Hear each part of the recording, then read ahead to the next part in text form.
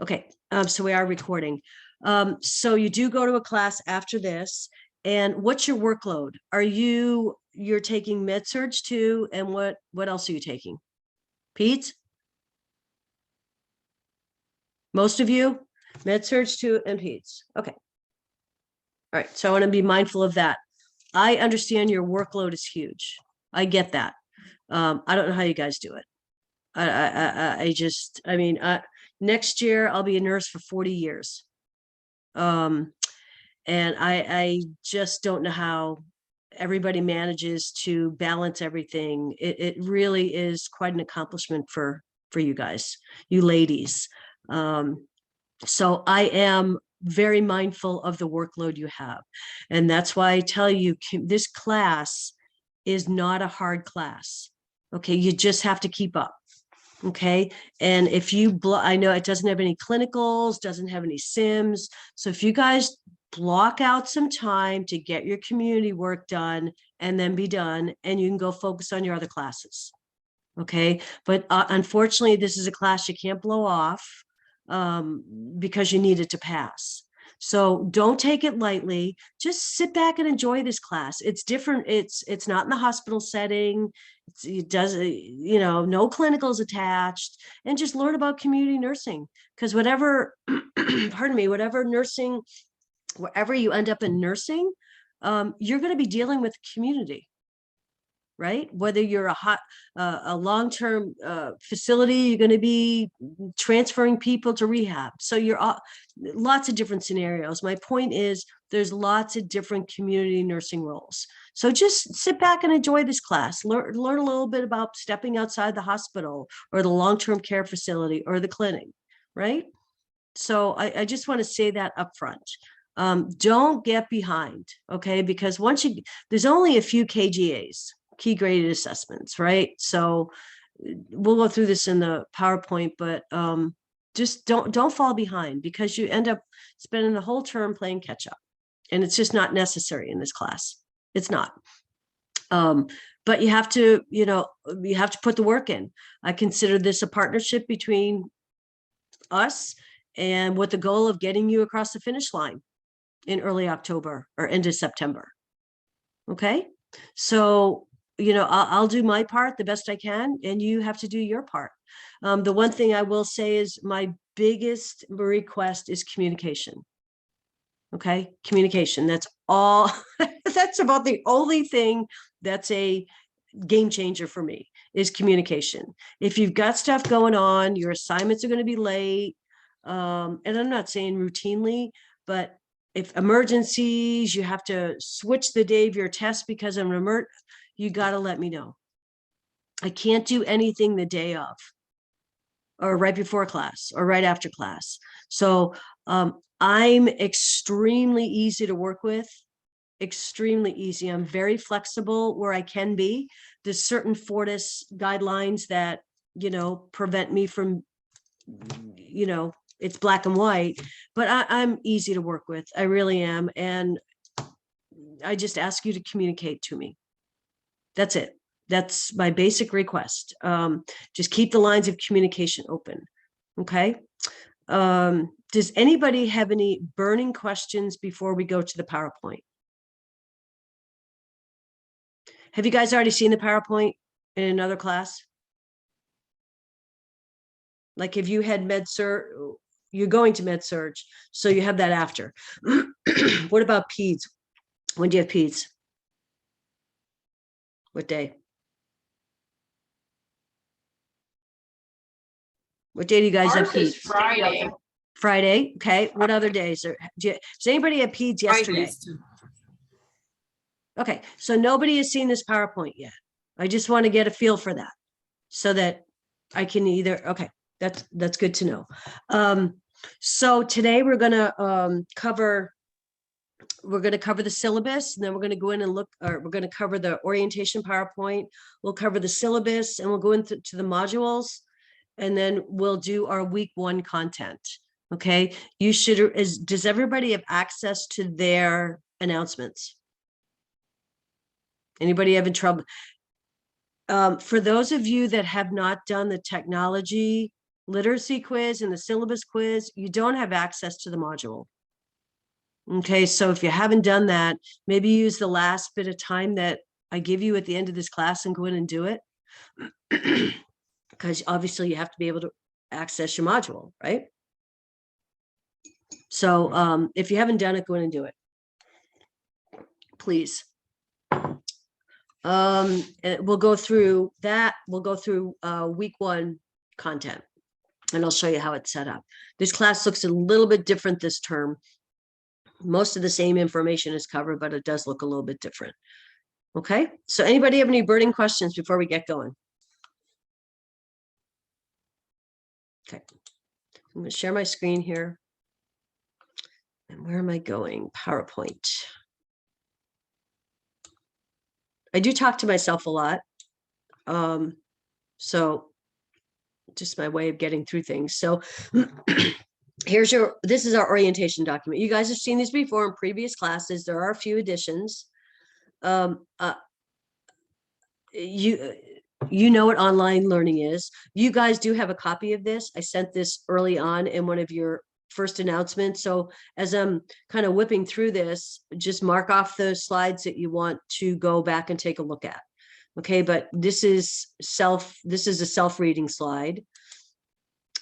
Slide number 3 is a good slide to keep because it's who to contact, right? So you always try and start with me to get any issues resolved. But I will tell you, I really do expect that you go into your student resources first and try and see if you can resolve your issue. Like if you're having a tech issue, don't call me about that. Call tech support. Okay.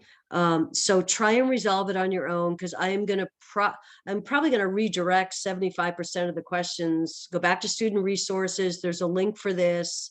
So try and resolve it on your own, right? Anything that's related to sims and labs and clinicals, that goes back to your campus. Okay, that's back to your campus instructor or campus dean.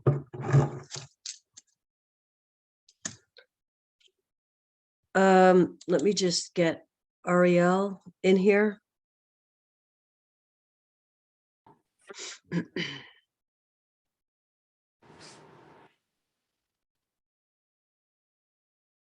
Hi, Ariel. Good morning.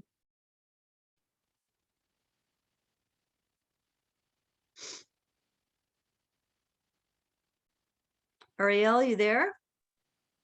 Yes, good morning. Good morning. What campus are you from? Columbus. I already know that. And if you wouldn't mind turning your camera on, that'd be great. Yes, just give me one second. Yeah, no worries. I'm going to keep going. No worries. So then if I can't solve your problem, we go to the course lead, which is me. So I'm the course lead for this community class for PNRs. So if I can't help you solve the problem, then we'll go to the National Dean of Online Nursing, Dean Brown. Okay, and that's who I report to. Okay, so this is a good slide to keep. Okay, because it has contact information. My contact information is all over the place. It's in the announcements, it's on my bio page, it's here. Okay. Okay, let's get Morgan back in here. Okay, what's my role? I'm your first contact for any issue. I'm available by email, Canvas messaging, by phone. I don't mind if you text me or call me. I don't mind. My number's posted. But like I say, try and problem solve on your own first. That'd be great. I'm going to try and always suggest ways you can improve your performance in your online classes, and that's through tutoring and feedback during class, right? My expertise is experienced in the course content. My expertise, as I said, I've almost 40 years a nurse. I started out in the 80s as a military nurse. I was a Navy nurse, which I loved. Did that for about 10 years. Then I moved to Denver. I was out in San Diego, moved to Denver, and started working as a NICU nurse in a a big women's and children's hospital. So I was a NICU nurse for a while, and then I took over the women's and children's services and got into administration for 10 years, I think. And then I just retired recently from school nursing. I did 20 years in a large school district in Denver. Was a school nurse consultant for 20 years. So loved it. And that's where I got all my community and public health experience. Last 2 years were kind of challenging with COVID, kind of felt like a glorified COVID nurse, but learned a lot. And so now I'm in education and I love it. So that's kind of my career path. So I do feel like I am experienced in the course content, but that's going to be up for you guys to decide. But I've had a lot of community experience. So, and that's all in my bio. At this point, you guys, I'm thinking this is probably your 4th term. Am I right? 4th term? Based on my other classes, my other PN classes. I'm teaching 3 PN classes and 1 RN class. So, the RN class I teach, they're in their 7th term, and I think the PNs, you guys are in your 4th term. So by this point, you already know about this start times, end times of the week, right? You only have a couple of Wednesdays where you're going to have something due, and it's the first 2 weeks. Because your discussion questions come up in weeks 1 and week 2. And you all know that discussion questions, the initial post is due on Wednesday, right? Everybody knows that. So this shouldn't be any surprise to you. In fact, none of this should be a surprise to you. Late work, this is one, this hasn't changed. Okay, so number 1, it's prior approval. You just got to let me know what's going on. Okay, I usually am on my computer on Monday mornings and Thursday mornings when Wednesday stuff is due, and I'm going to email you. You're going to get an email me from Monday morning, and it's going to say, why haven't you turned in your NCLEX? You know, so I try and stay on top of that. I really do pride myself. My students are really, really good on homework just because I stay on them. But it has to have prior approval. So for example, if you don't turn in your discussion question tomorrow night, it's already, and you haven't let me know why it's going to be late or communicate, it's already going to be a 10% deduction. If we've worked out something, that's fine. That's fine. Well, that's why I asked for communication. So you'll have up to 1 to 7 days to turn it back in for a 10% deduction, right? And then after the first week, it's 0. And that should not be unfamiliar to you, correct? That was our late work policy last term, I think the last 2 terms.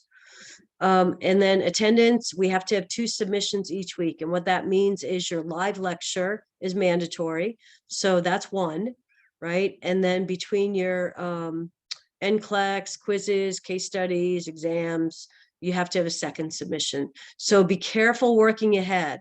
I don't lock off anything so that you can't work ahead. There are a lot of professors who do that. I don't. You can work ahead, but make sure you're caught up and make sure you didn't leave yourself short to do a 2nd submission for that week. Does that make sense? Because your attendance is based on 2 submissions, and obviously the lecture is 1. Okay. And then this last part, anyone without posting attendance 14 days in a row will be dropped. And that just means we can see when you're in the shell, you know, when you've signed on, and if there's a 14-day lag period, you'll automatically get dropped. But I don't anticipate a problem with that. Not documented, not done. So this is new as of last term. It's always been, this is in the handbook, but we've been enforcing it. Cameras must be on at all times when in class. Okay, you're not allowed to be in class if you're driving. Safety first. I don't care if you're in your car, but you're parked, that's fine. Or a passenger, that's fine. But you can't be driving and listening. And then you're not supposed to be logged in while at work during your scheduled class time. Okay. Anybody have any questions about those 3?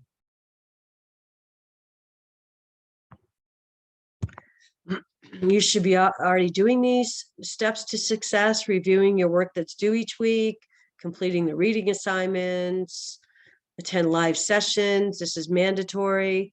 So with regards to mandatory live sessions, if you notify me ahead of time that, you know, it's a one-off and you're not going to be able to make the class, that's fine. I mean, we'll work around it. I teach 2 other sections. And so I'm going to first offer you to attend another live session of mine. And just so you know, my other PN classes are Monday nights. No, Monday afternoon, 3 to 5, pardon me, Eastern time.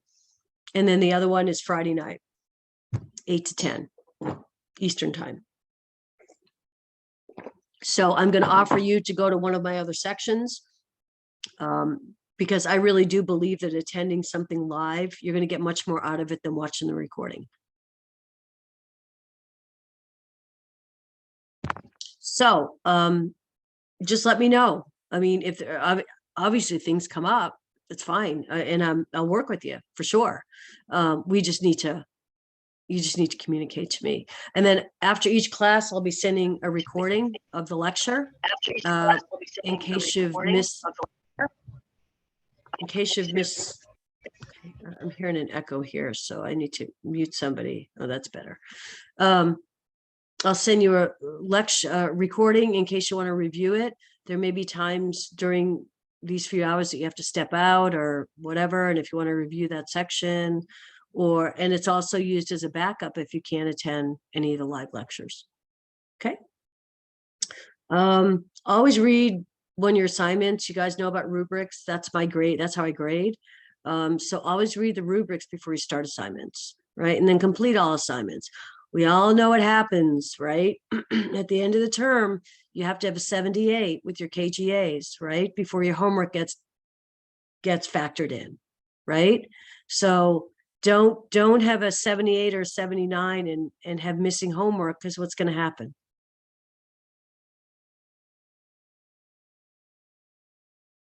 Do you guys know what I'm talking about? Okay, I'm going to stop sharing and take a look. Do you guys know what I'm talking about? Drop. So you know you need a 78 KGA to pass the class, correct? Everybody knows that. And you have to have a 78 KGA at the end of the term for your homework to be added in, correct? We all know that, right? Okay. So if you've done well in your homework and you have a 78 KGA or 79 or 80 and you've done well in your homework, your final grade will probably be up around 85, right? 84, 85, right? But what happens if you haven't done your homework and you have a 78 KGA? It's going to bring your grade down below a 78 and you're going to fail. Okay, so I always tell students, don't be the student that gets through the term and passes it with KGAs and then fails the class on homework. Don't do that. You don't want to be repeating this class because you didn't do the homework. I think it's manageable, the workload in this class. And so just get your homework in. Okay, please. And then about halfway through the term, I'll turn on the homework grades so you can see how the percentages or homework of what you've turned in are factoring into your overall grade. So you can see, is it helping you or is it not helping you?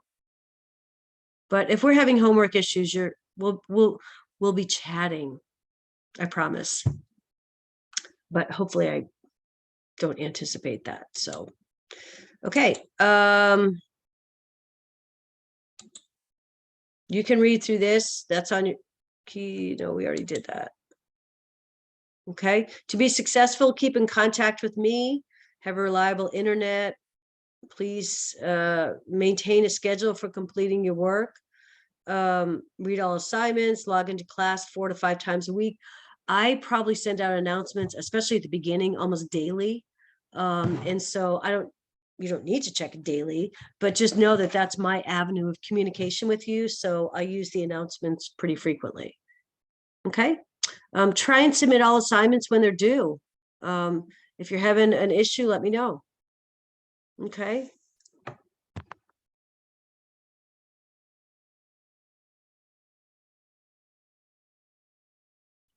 Okay, that is not for us. Okay, you already, I don't need to go through that, what you do to get set up. Live sessions mandatory. So review sessions. So the two instructors for PN community are Dr. Kershaw and myself. Okay, and so we will schedule some review sessions before your exams. Okay, your exams are in weeks 4, 7, and 10. I believe. So we'll schedule some live review sessions for you before those exams. Okay. Here's your grading component. For those of you that haven't looked at it yet, your KGA is 9 things. You have 3 exams, your Hessy, and then you have 5 different quizzes. Okay. And then there's all the other things that you're going to be doing. Okay, community research project. That I think that's the group project. Completion of Hessy prep assignment, which I'll show you. So, NCLEX, case studies, and then a couple of discussion questions. And that's my slide about turning on homework scores midway through the term. And here's what I've already explained. You got to have a 78 before you can get credit for homework. Right, everybody should have exam soft accounts. I would, between now and the first exam, I would suggest that you go in and just make sure your account is active. Make sure there are no issues. I do try on the Saturday morning before an exam week. That's when I send you an email that says your exam is available for downloading. Okay, because the expectation is that you download the exams before you come to class on Tuesday morning, right? That should be standard across the program, right? You guys, is that familiar to you? Okay. Anybody with prior accommodations needs to let me know ASAP that you have accommodations, because they don't automatically roll over from term to term. We have to get the paperwork to Dean Brown and the dean of your campus, and they have to approve it. And so anyway, anybody that has previous accommodations, you got to let me know. And then the other thing too is if anybody's repeating this class, please send me an email, because I like to schedule weekly check-in meetings with my repeat students to make sure they're on target. So send me an email if you are repeating. You all know the drill about exams. I proctor them, at least exams 1, 2, and 3, right? And then Hessy, we have nothing to do with. That's proctored by campus or Proctor U. Okay. Exams, missed exams, if it's a no-show, it's a 0. But if you and I have made prior arrangements to maybe take it later in the week, then we'll sort it out. Okay, I don't like to deduct 10% for exams, but you gotta let me know what's going on if you're not going to be here, and this will be your scheduled exam time Tuesday morning. Okay, so contacting me with issues after you submitted your exam, you've removed any ability for me to help you out. I need to know ahead of time, so please be proactive. Okay, so contact me anytime. I'm available. Okay, so I've sent you, right before class, I sent you the syllabus cover sheet, and it just is an official document that says when is the class, what is the Zoom link to it, what are my office hours. So we're required to provide an office hour. So I always put down on that sheet that I like to do the hour before class. So for this class, it would be 8 to 9 a.m. on Tuesday mornings. I don't go online unless, somebody said, yeah, let's meet during that time. And then I'm happy to get on with you. But what I want you to know is that I'm available all the time. Okay, it's not just that hour. I'm available to you guys 24/7. Okay, I really do pride myself on my response to students. Okay, so even though I have that hour block listed officially, let me know what you need. Okay, And I also pride myself on response times. I'm very responsive to texts, emails. So, okay. Homework assignments. You should already be doing this, planning, prioritizing, completing work. So if you want to review that, slide 26 on your own.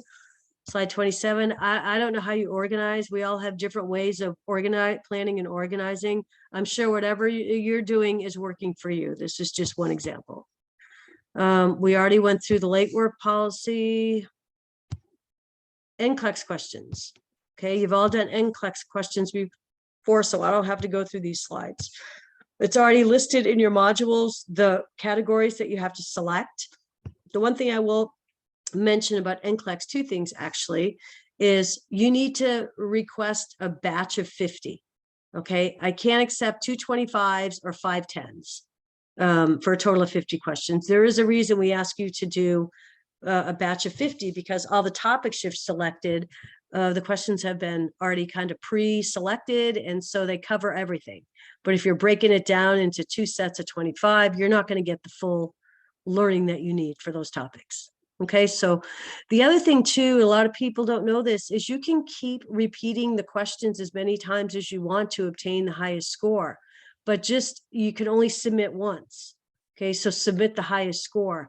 And the reason why I keep encouraging you to go back and do it if you haven't scored a 50 is for all the rationales.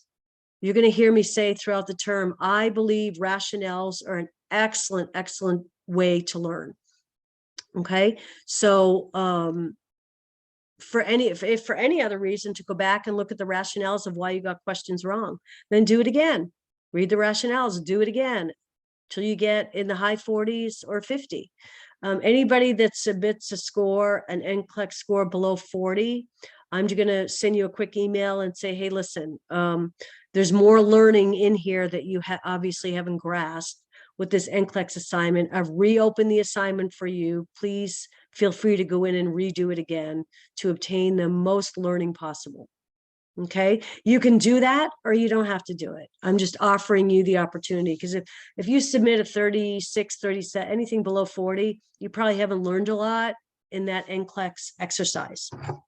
Okay, makes sense? So I try and give you a second shot at and reopen it and go in and do it. And you can, that's up to you if you want to take advantage of it. Okay.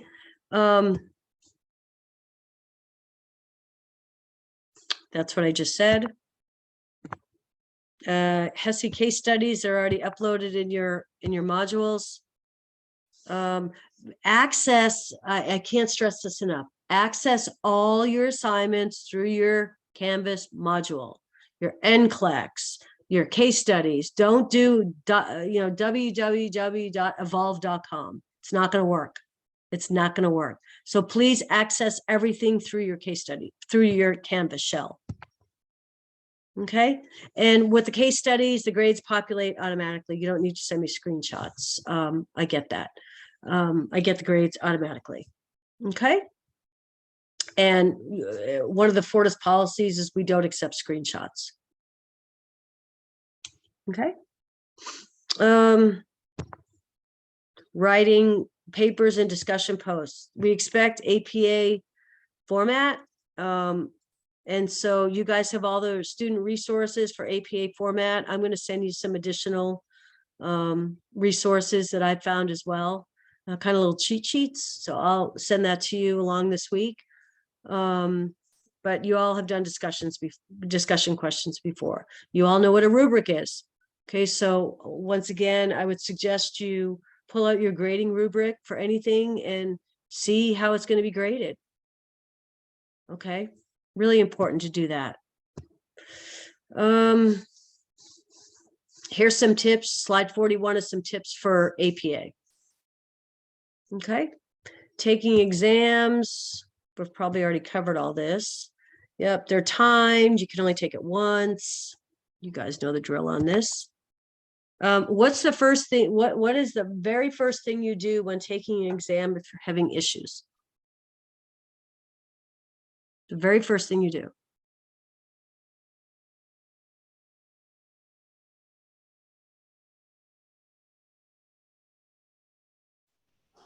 Stop, tell you, call tech support. Yeah. The very first thing you do during an exam, if you have an issue, is stop. Just stop. Contact me and we'll get things sorted out. Okay. If you're having problems and you don't let me know and until after the exam or whatever, I can't do anything to help you. That's why I mentioned that. Just stop the exam. The Hessy we'll talk about later. Well, we could talk about it briefly. I'm going to spend week 10 is your exam, last exam. I will do a Hessy review for you guys, probably right around week 10, the end of week 10. And you've done the Hessys before, so you know that it generates remediation packets, correct? All right, and those have to be completed by the Monday night of week 12. Okay, and you all know that if you don't do your remediation, you get a 0. Okay, exam security. So here's some things to think about as we're going through the term. Hopefully you're going to be prepared to sit for the Hessy at the end. What remediation could your online instructor review to help you prepare? And I'll show you the Hessy study guide that this is new this term. Okay, and so take a look at 48 if you want to ponder some of these questions during the term. And I'll start with this Hessy. Can everybody see this? Yes, no? Yeah. Okay, great. So this is called a Hessy prep assignment. You're actually going to turn it in for a grade at the end, or maybe week 7 or 8. Let's see when that's going to be turned in. It's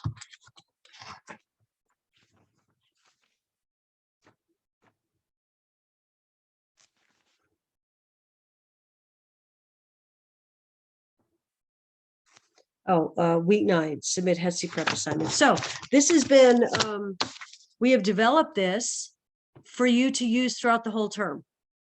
Okay, all these topics are going to be covered in one way or the other. Okay, and they're not all in weekly specific orders. Okay, they're not.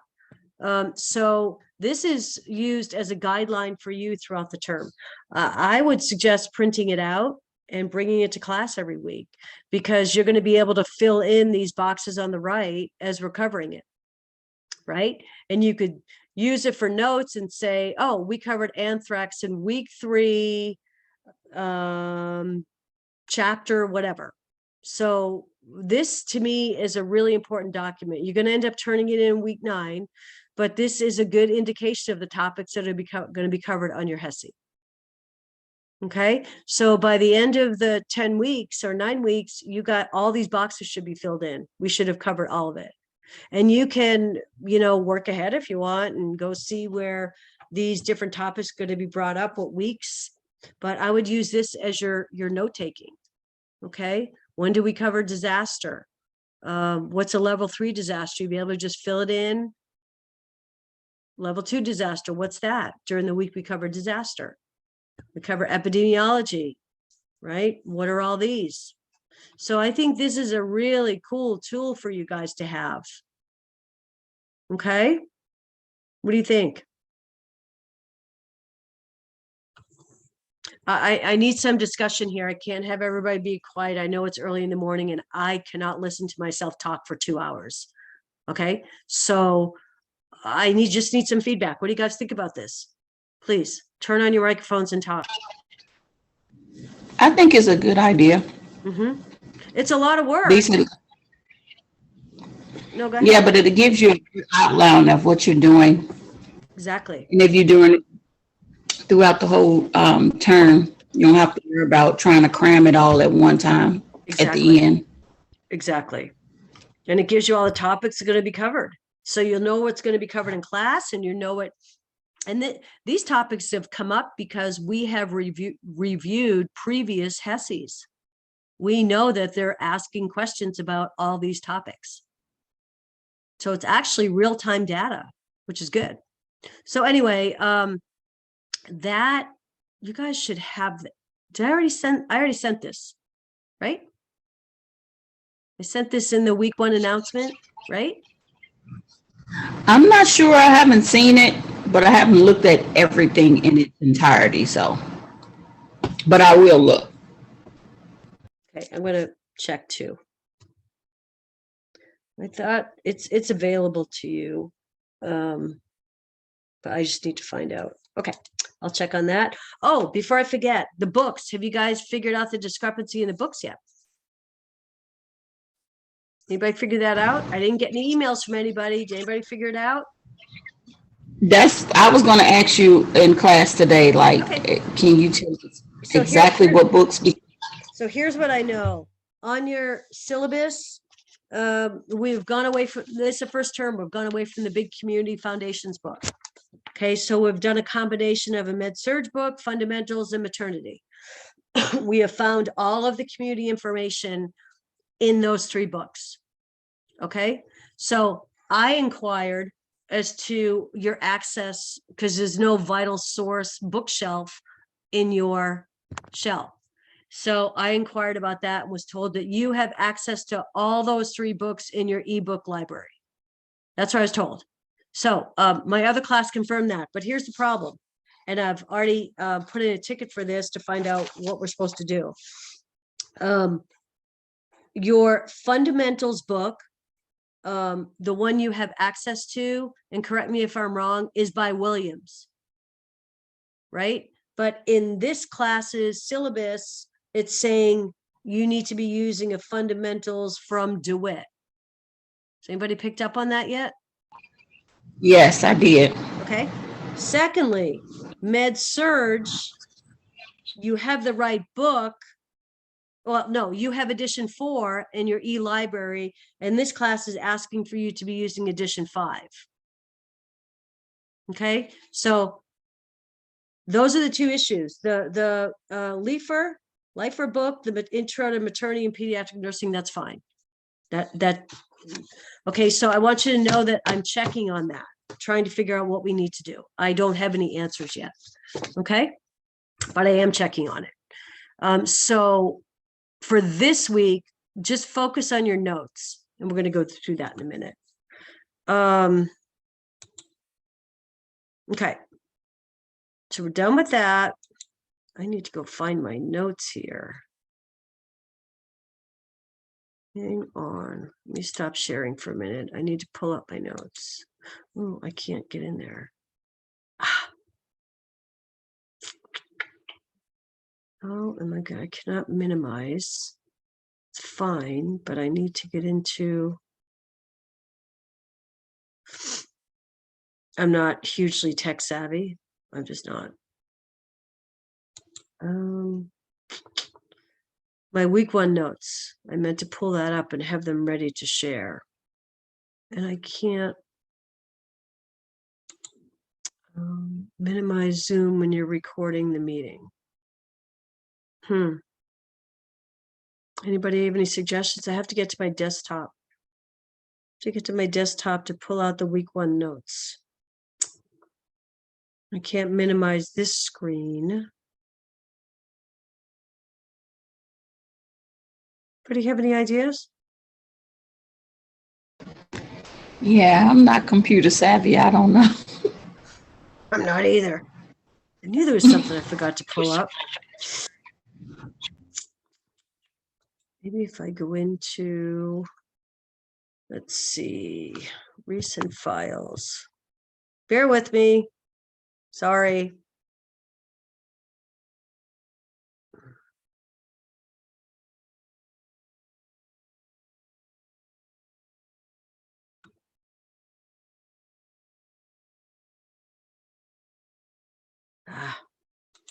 Desktop. Here we go.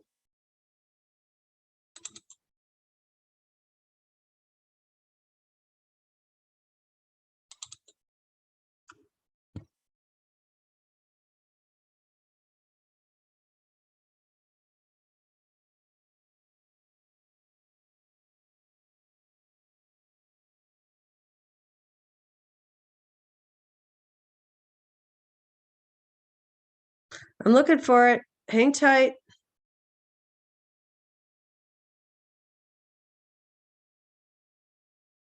There it is.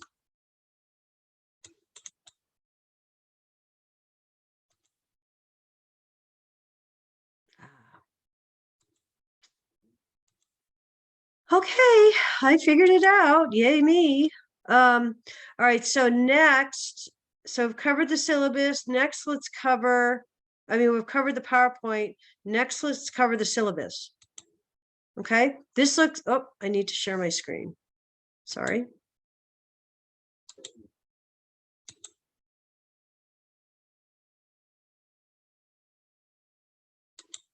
Okay, so this looks a little bit different.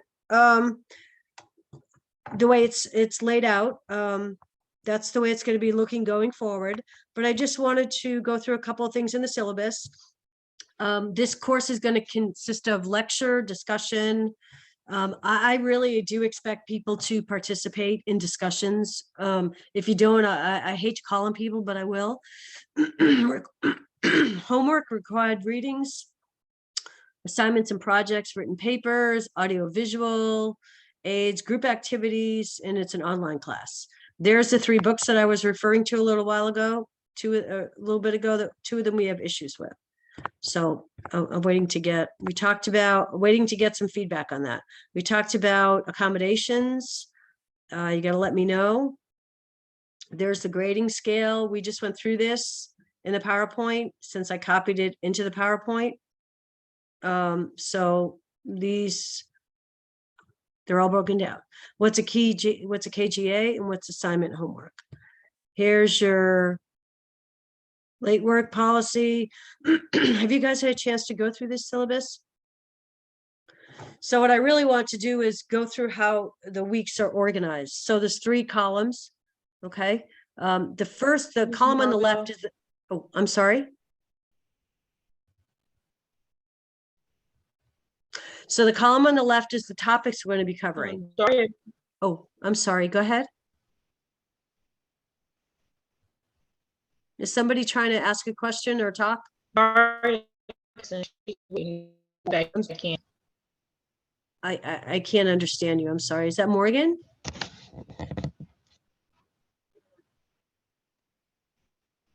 Yeah, Derek has to be let back in. Oh, 2 people. Oh, okay. Sure. Okay.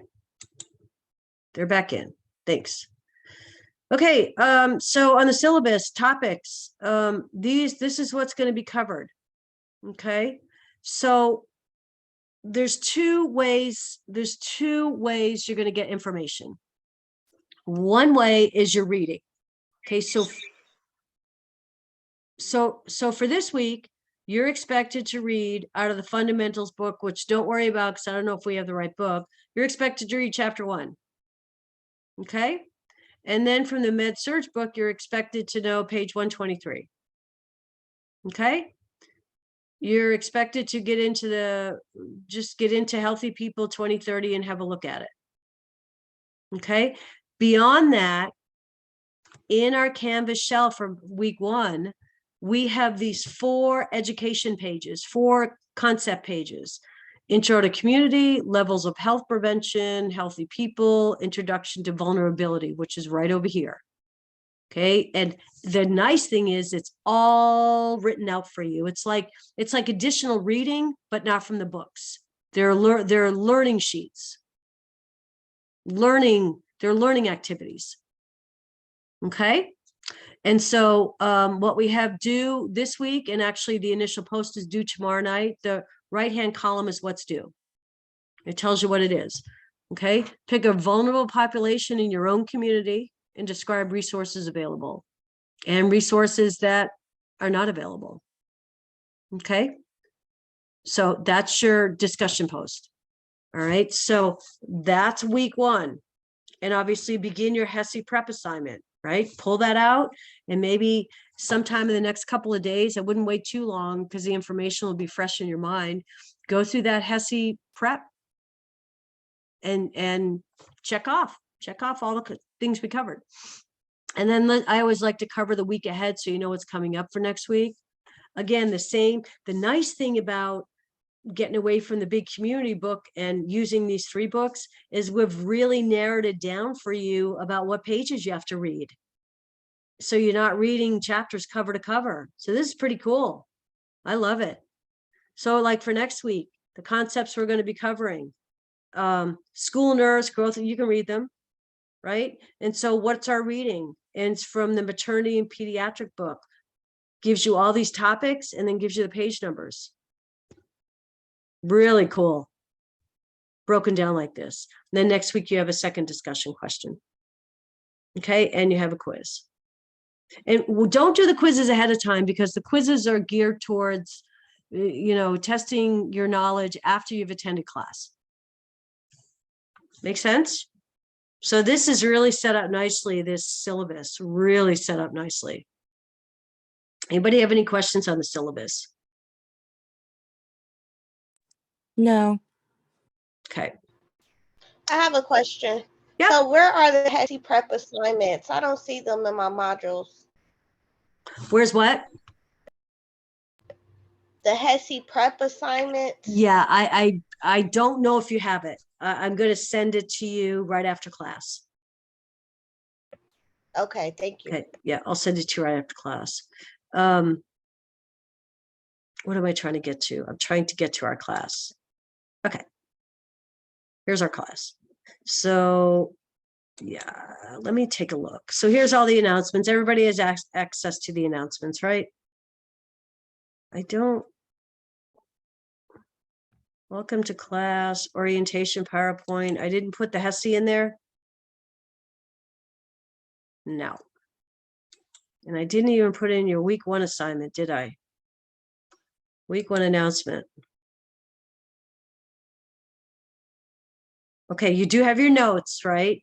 Everybody has seen these notes? Okay, no, I didn't. I'm going to send it to you. Well, let's see if I can just send this to you guys right now.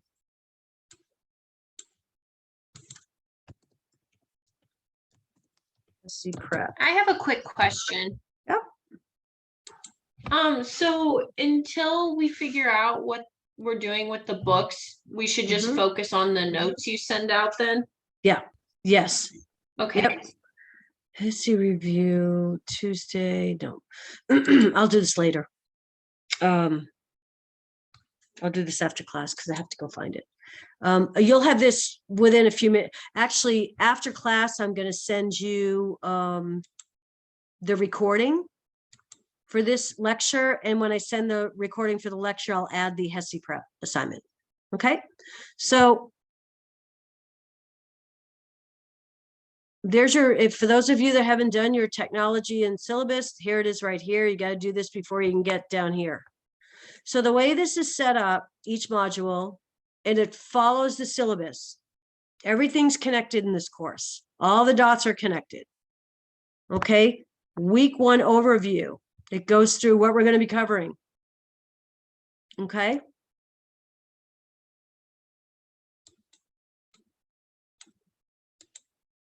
And here's where I want to point out those student learning activities. So week 1 reading. Okay. It gives you what we just saw on the syllabus. And then these other 4 bullets after the reading are these 4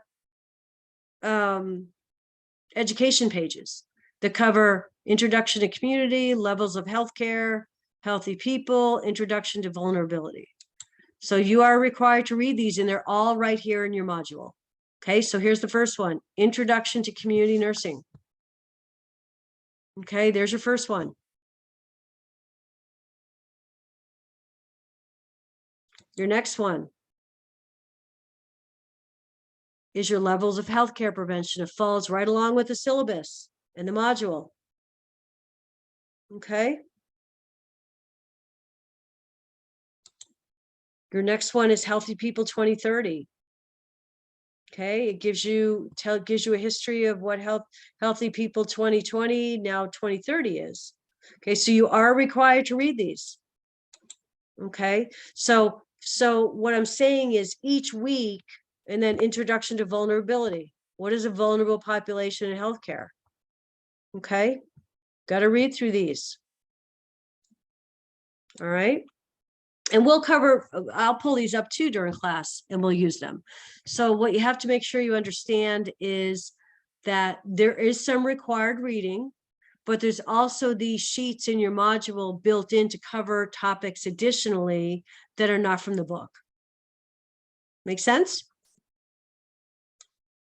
Let's see what else is coming So up. basically, you're saying we need to read these topics under our modules and read what the syllabus tells us from our book. The syllabus is the same. It's the same thing. So it's the same thing. It's everything's connected. So your syllabus and your module is the same information. It's just in two different places. It's not additional. Does that make sense? Yes. It's the same information. And then after you get through your four readings, here's your discussion post. Okay. And the third column of your syllabus, which is your assignments due, is a summary of this. Choose a vulnerable population, what resources are available. So again, syllabus and the modules are exactly the same. Okay. The nice thing is in response posts, when you respond to your peers, we give you a suggestion of what you might like to respond with your peers. You know, good job, nice job, like what you said, I agree. Those aren't acceptable peer responses. Okay. Your peer responses have to be meaningful. They have to try and further the discussion along. We always give you an example of what you might suggested responses in your so for week 1, in your responses to your classmates, recommend and discuss another service that you think would benefit the population that your peer selected. Okay, so we kind of give you a teaser of, you don't have to do that, but we just recommend that. Okay, and a lot of people have posted already, which is great.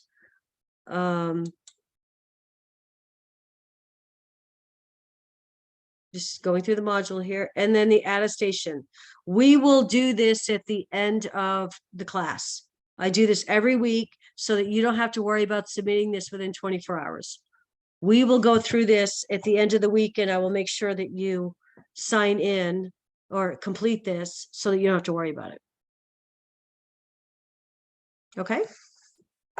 Make sense? And then we go to, is that it? I think that's it. And I think we move into week 2. So again, let's go through week 2. Here's your overview. Here's what we're going to be covering. Okay, it's in your syllabus. We're going to be covering all these.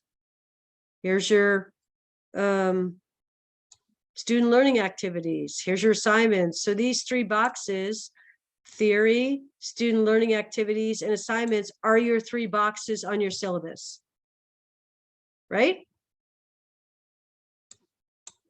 So let's just look at the readings for next week. So at least we can do this part because we know this book is not an issue. So here's your readings.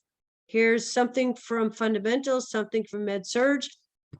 And then in addition to, there's going to be 2 education sheets in your syllabus, one on school nursing, one on lead exposure. Okay, because that's not in the readings. So here's your school nurse one. And your next one should be lead exposure. Okay. So you understand how that's broken down? Yes, I get it now. Okay. Does that help to go through it like that? Yes.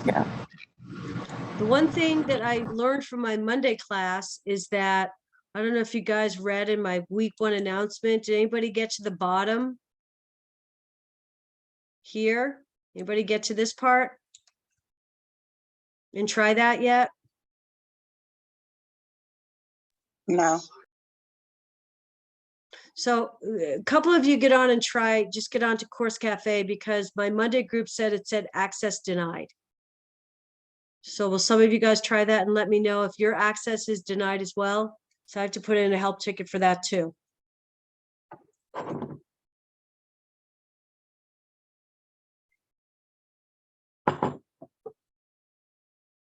Let me know.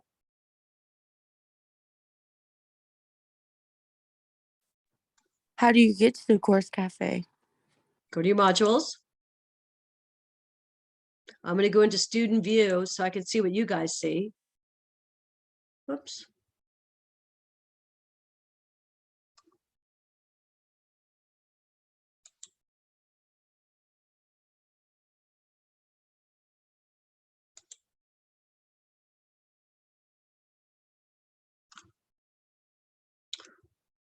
It's on your homepage right here. It's on your homepage down at the bottom. So can you guys get in there?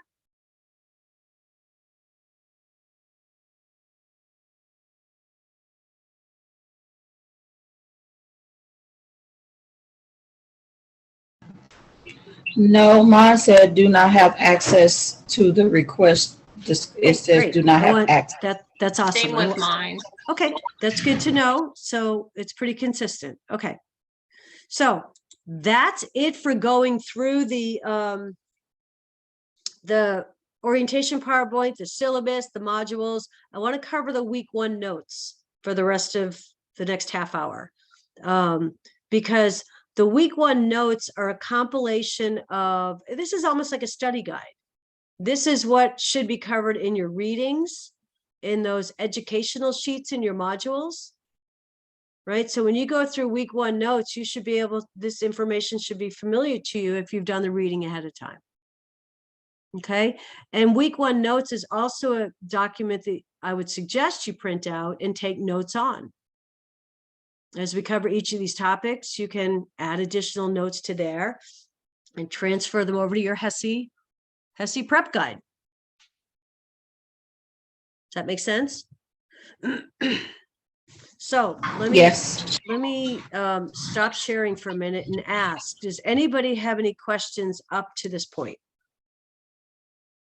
Is this helpful to go through it in this way? Yeah. It's helpful. Yes. Okay. I don't want you to be overwhelmed. I don't. I know you are, but. Too late. Oh. All right, let's go through our notes and we'll call it good. But I do want you to read through those information sheets, those education sheets in your modules. Okay, I'm going to let you do that in your own. I'll get back with you at some point about books when I have an answer. So for right now, focus on what's in the module. Okay, so let's go through notes. When you guys think about community nursing, what do you think? What does a community nurse do?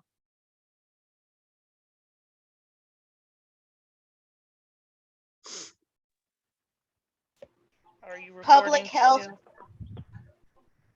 Public health? Sure. What do they do in public health?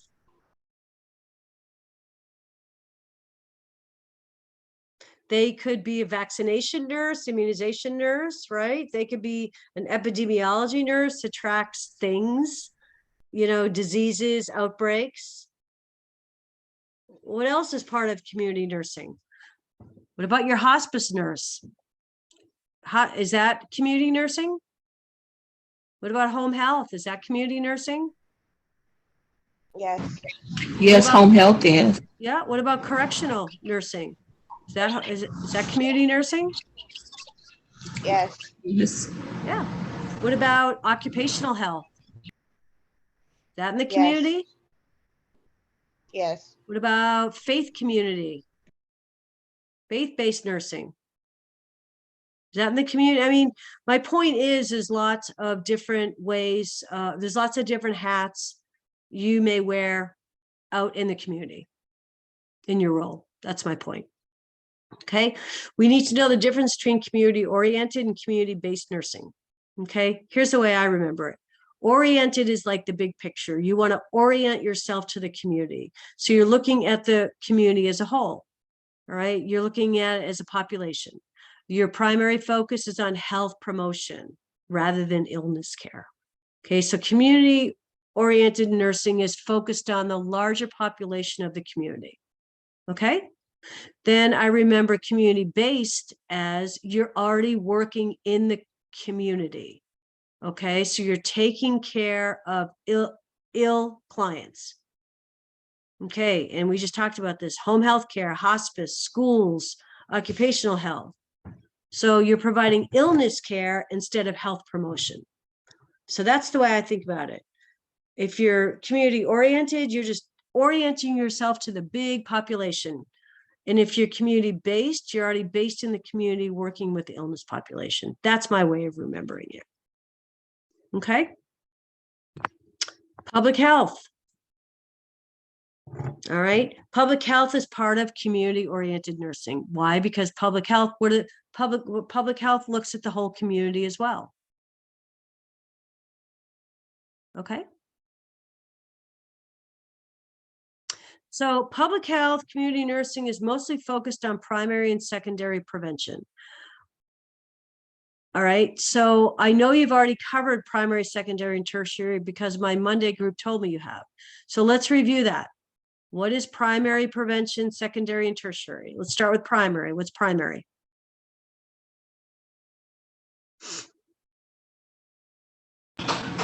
Primary is like your, your regular visits to the doctor to, to Prevention. prevent anything. Mhm. Prevention, keep Yep. it from happening. Prevention of anything, prevention of a problem before it occurs. So what are some examples of primary prevention?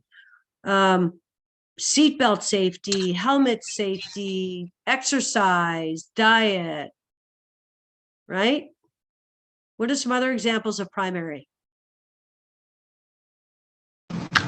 Immunizations, maybe? Immunizations. Great.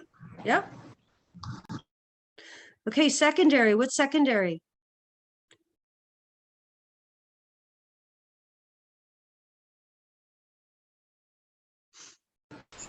Those are your You screens. can screen for certain things. Yep. Like screening tests. Yep. Early identification for early intervention, screening. What are some examples of secondary? Like Um, breath exam. mammograms, Yep. pap smears, annual checkup. Yep. Yep. Yep. And then tertiary. And we have this primary is prevention, P for P, secondary is screening, S for S, tertiary is treatment, T for T. So what's tertiary? What's already happening? What has to happen for tertiary to kick in? You have to be like You in have to the invest. process. You have- Say that again. Diagnose with something. You already have to have something. Well, I mean, you have to have something has to be existing, and then Exactly. you just Exactly. treat it. Yep. So you already have the disease, you already have the issue. And so you're trying to manage it, right? Maybe you're trying to reduce the symptoms. Maybe you're trying to improve the quality of life. Okay. So like for diabetics, maybe you're trying to educate them on blood sugar management. They already have diabetes. So that puts it into a tertiary.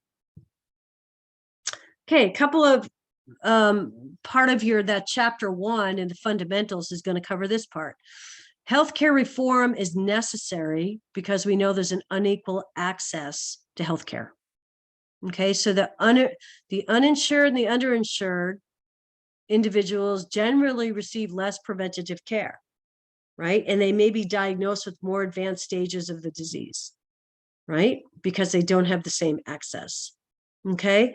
Number 3, Affordable Care Act. We all know that when the Affordable Care Act was put in place, it was there to increase access, right? It provided subsidies for those who couldn't afford their health care. Okay.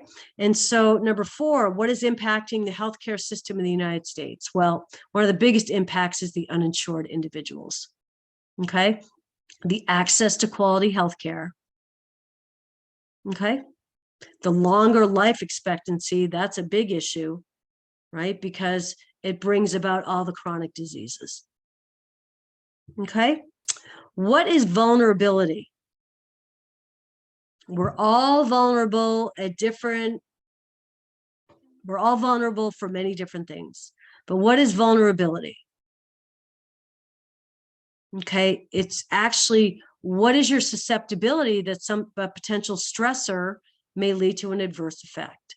So we talk a lot in this class about vulnerable populations. Okay, tell me some vulnerable populations. The elderly, What else? elderly, children, Well, children, the elderly, people with mental disabilities, or people that's been affected by natural disasters. Yep. What else? What about homeless? What about the addicted, drug addicted, alcohol addicted? What about teen pregnancy? There's lots of vulnerable populations in your current community that you live in. Okay.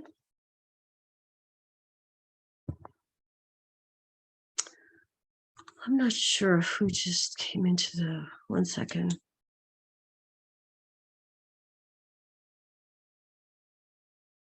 I don't know who this is. Oh, they dropped off. Okay, so for example, vulnerability. Let's talk about smoking. Not everybody who smokes will get lung cancer. Not everybody with lung cancer smoked. Some are more vulnerable to the negative effects of cigarette smoke. Okay, we talk about the epidemiological triangle. We're going to learn about this. Does anybody know what the epidemiological triangle is? Okay. The epidemiological triangle is comprised of the agent, the host, and the environment. All those need to be present. Let's take COVID, for example. COVID is your agent, and we'll learn more about this as we go forward in class.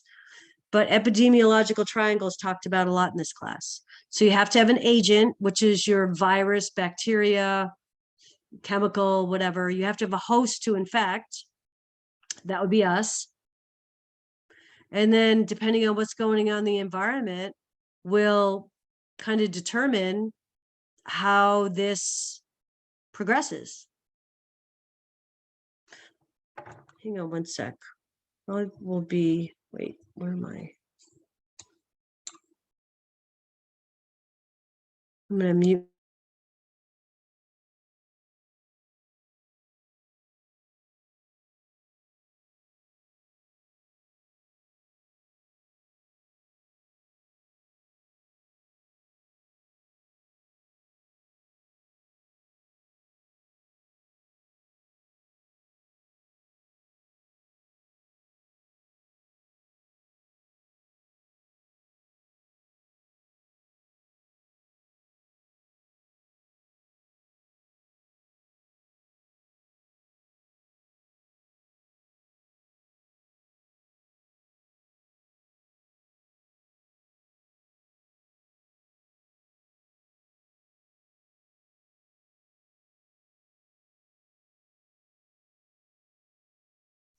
Sorry about that. So the epidemiological triangle, take COVID, for example. COVID is your agent. We are the hosts. We're the ones that are getting infected. But think about the environment. Were there certain environments during COVID that were more susceptible, more at risk? Yes. Hey, and who are those populations? Elderly. Yeah. So if you had the COVID as your agent, the host was the elderly, and the environment was, say, a long-term care facility or assisted living, that group was much more at risk versus a group of high school kids, right? Healthy high school kids that got COVID. They're less at risk. Okay, so that's what the epidemiological triangle is. It identifies, you have to have an agent to infect a host, and then the environment determines the outcome. You could do that for, say, salmonella. You could do that for the flu. You could do that for strep. You could do that for chickenpox. Okay. The other thing we know about vulnerable populations is that they will experience multiple cumulative risks, right? And they are sensitive to the effects of those risks, okay? It could be environmental risks, okay, such as lead exposure, pollution, social hazards, violence in the community, personal behavior, right? Smoking, lack of exercise, okay?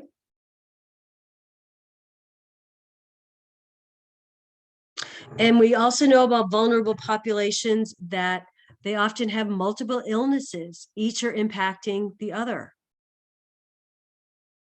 Okay. And this week, we also talk about resilience, right? The ability to resist succumbing to health risks, right? Some people have resiliency, some people don't. Where does it come from?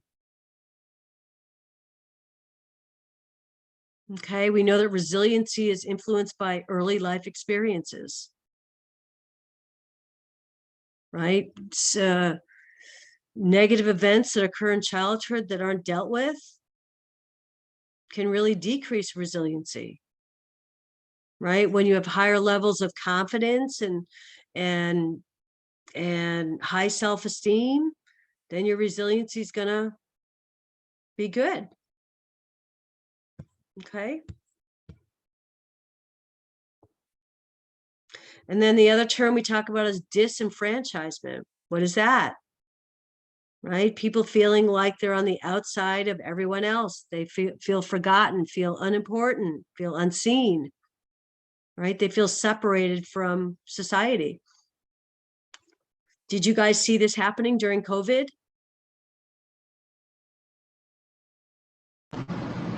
Yeah. Yeah. Happened all over the place, to all the populations, everybody in the population, the kids, from young to old, to adults, to elderly, right?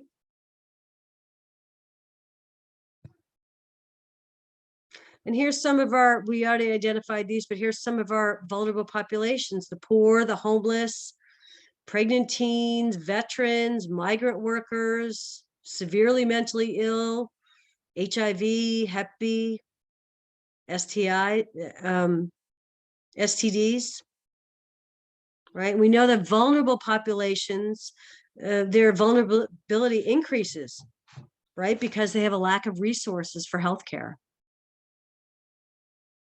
And the other thing you'll hear me talk about a lot is poverty. Okay, poverty is a driving factor for health. All right, so poverty and low education levels contribute to social conditions in which disparities occur. Right, we know that the poor often live in unsafe areas and work in stressful environments. Right, poverty affects everything. Right, it affects living, it affects education, it affects food security. Right, it affects being insured. If you're uninsured or underinsured, you're going to have less access. And seeking your preventative care or just even urgent care, right? And so if you are uninsured because you're in poverty and you have much less access to seeking primary care, preventative care, And therefore, when chronic illnesses are diagnosed, that they may be much more, they may have developed much further without early intervention. Okay, and we also know that vulnerable populations have limited social support. Okay, they have less, they have don't have as many strengths, knowledge, skills that enable them to live a happy, productive life, right? That could be caused by little education, little social support, background, upbringing. Vulnerable population of women that are domestic violence victims. Women may choose to endure domestic violence because they lack the social support, economic resources to survive outside the marriage, right? Even with kids in the picture. Cultures also contribute. Okay, important to know about this. What are the social determinants of health? So how do we, what that means, social determinants means, how do we what determining factors are in play when assessing health? And here they are in this last bullet. Economic status, education, environmental factors, nutrition, stress,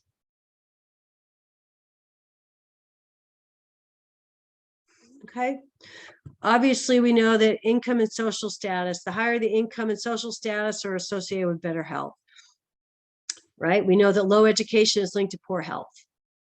Physical environments have a big influence, meaning safe water and clean, healthy air, clean air, and both in your home, workplaces, safer homes, right? That's all good when you have the resources to be able to live in that kind of community. But there's a lot of people that don't, and they have to live in unsafe neighborhoods with lots of violence, maybe unhealthy air, dirty water, right? What is this? And then what is the social support network based on this class? What do we consider it? Your social support network is family, friends, community, right? Community as well as culture, customs, traditions, and beliefs. Okay. And then here, we've already talked about this a bit, but poverty is the primary cause of vulnerability. That's just a fact. Just a fact. Poverty is the primary cause of vulnerability. And the number of people in poverty, families in poverty, is increasing dramatically. When I was in the schools the last couple of years, dramatic increase in homeless families from the pandemic. People losing their jobs. It's just absolutely devastating. Okay, and then we know that education plays a role, but it's not just related. Education plays a role, but it's not just related to your income, right? Higher levels of education lead to better choices. Okay. Higher education increases self-confidence and resiliency. And then your age at both ends of this, both ends of the continuum make a huge difference. Okay. Infants, for example, brains develop rapidly and they become hardwired with certain stress signals and negative agents, right? So the baby's born to addicted, babies may be born addicted or developmentally delayed. And then on the other end of the spectrum, the elderly, they're likely to develop infections, flu, pneumonia, and have more difficulty recovering. Right, and especially with the elderly. Elderly vulnerability includes safety, loss of independence, chronic illnesses, impaired mobility. Okay. So you guys can read, I'm going to let you read the rest of these because I want to I want to give you guys, I told you guys I would finish up early since you have a class right after this, and I want to do the attestation. So these notes are a good reflection of what's covered in the readings and in the module. Okay, so questions? Or do you like the way this is covered? Or I like feedback. I always like feedback. Is this a good way to go through things for you guys? Do you have any suggestions? No, I like how you lay things out. Mhm. Okay. All right, for all of you that have done your technology and syllabus quiz, why don't you go to your attestation? Go to week 1 attestation. And I know this is a busy week for you guys. That's why I'm not going to keep talking for another half an hour. You need to wrap your head around everything. Busy week. Is anybody excited for this class? I mean, I'm excited to see what it's all about. I Oh, Tasha, Yes, just say I'm you're excited to excited. see what it's about. What? I'm excited to see what we're going to be learning about and what community is. Yeah. Community nursing is tough. I mean, tough in a way that you're dealing with all ends of the spectrum. You could be working with infants all the way to the elderly. You could, yeah, I mean, I don't know if I told you this group, but in community, you bring your whole toolbox. Okay, you could be working with different populations on any given day, right? You need your med surg skills, your ped skills, your mental health skills, your OB skills, right? I have somebody in here that the camera, it says student. Is that Terry? Who? Red shirt and glasses.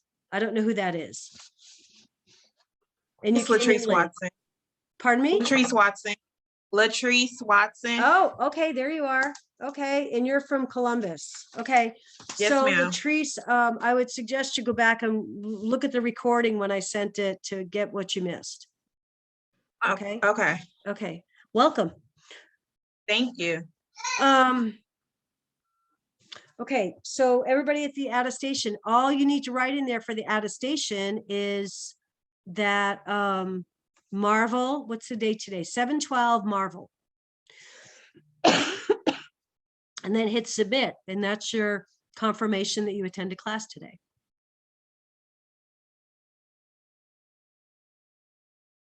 Okay.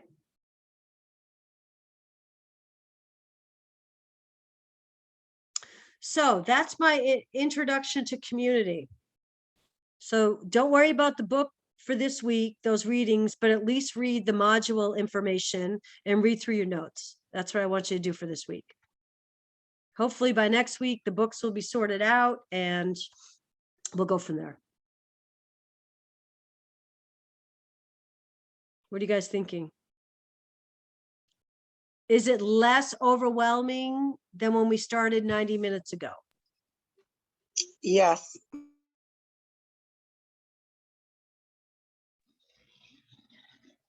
Okay. So we put the date and then Marvel. Yeah, Professor Marvel, 7/12. Yeah. It's just a confirmation you attended class and then hit submit. Does anybody have any questions? Man, you're a quiet group. I have to get you revved up in some way on a Tuesday morning. Like I said, I can't listen to myself talk the whole time. So now you have a little bit of a break between your classes. If you haven't done your technology quiz, please go in and do that now. It takes a minute. Doesn't take long at all to do. It's easy peasy. All right, I'll stay on for anybody that has additional questions. I hope you guys have a good rest of the week and have a good med surg class after this. You have a little bit of break to do whatever you need to do, get a drink, use the bathroom, and not rushing into the next class. Does that help? Thank you. Yes, Thank you, thank Miss you. Marble. You're Nice welcome. meeting you. It's Thank you, really Professor. nice to meet you guys. I'm really looking forward to this class. Thank you. All right, talk to you later. Have a good rest of the week.